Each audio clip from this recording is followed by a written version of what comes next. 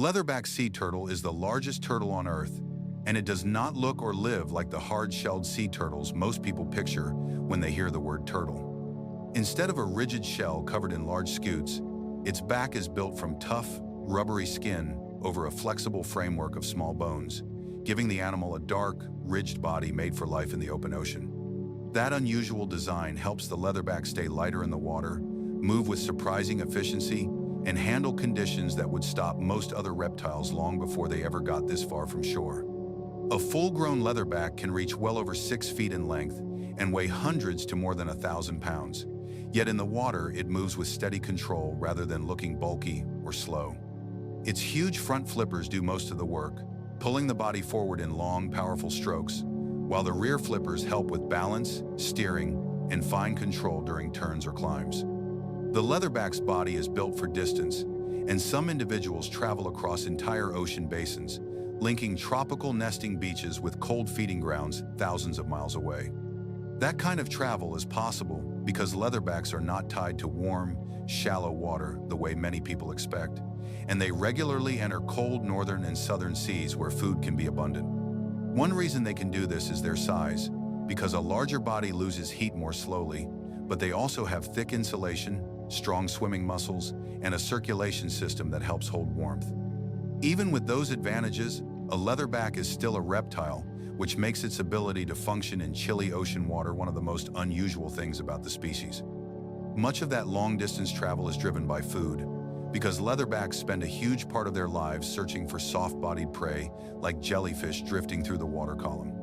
At first, that may sound like weak food for such a large animal, but the turtle solves that problem by eating a lot of it, moving through productive feeding areas, and taking advantage of prey that many large marine animals ignore. Inside the mouth and throat are backward-pointing spines called papillae, which help trap slippery prey and guide it inward, while also making it harder for jellyfish to wash back out. Those structures look severe, but they are part of a very specific feeding system built for grabbing soft, gelatinous animals that would otherwise be difficult to control underwater. A leatherback does not chew the way a mammal would, and it does not need to, because its narrow jaws and throat anatomy are designed to seize, swallow, and process prey quickly while the turtle keeps moving. This feeding style works best in a life built around constant movement, where the turtle covers huge distances, rises and dives through different layers of the sea, and takes food where it finds it. Leatherbacks are also extreme divers, and they can descend far below the surface in search of prey, passing through a world of pressure, darkness, and cold that many marine reptiles never reach.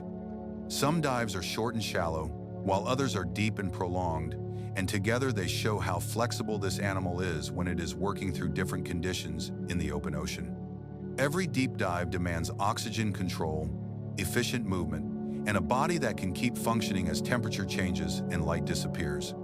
For all their size and strength at sea, leatherbacks begin life in a far more vulnerable way, because the entire next generation starts as eggs buried in warm sand on nesting beaches.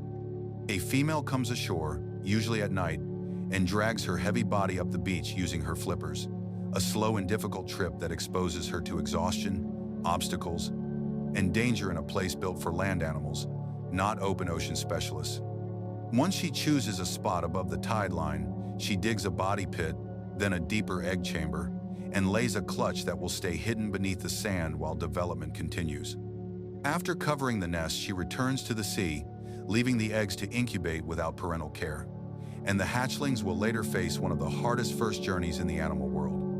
When they emerge, they must cross the beach quickly, avoid predators, and reach the surf, where a different set of dangers begins almost immediately.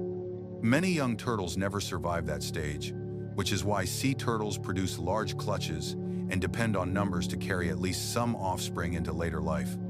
The survivors grow through years that are still not fully understood, spending much of their early lives at sea before gradually becoming the immense travelers that cross the planet's oceans. Adults face dangers too, and today many of the worst threats do not come from natural predators, but from fishing gear, marine debris, coastal disturbance, and plastic waste drifting in the same waters where jellyfish gather. A floating plastic bag can resemble prey closely enough to be swallowed, and that mistake can block the gut, reduce feeding, or weaken a turtle that already lives on a food source low in calories. Entanglement is another major danger because ropes and nets can limit movement, cause injuries, and keep a turtle from surfacing normally to breathe. Nesting beaches are also under pressure from development, artificial lighting, and erosion, all of which can interfere with nesting females or mislead hatchlings that should be moving toward the brighter horizon over the ocean. Even so, leatherbacks remain one of the most impressive examples of what a marine reptile can become when a body plan is pushed toward endurance, range, and life far from land. They are not built like ambush hunters, fast fish, or armored coastal grazers, and that is exactly what makes them so interesting, because nearly every part of the animal points to movement, travel, and a search for drifting prey across enormous stretches of sea.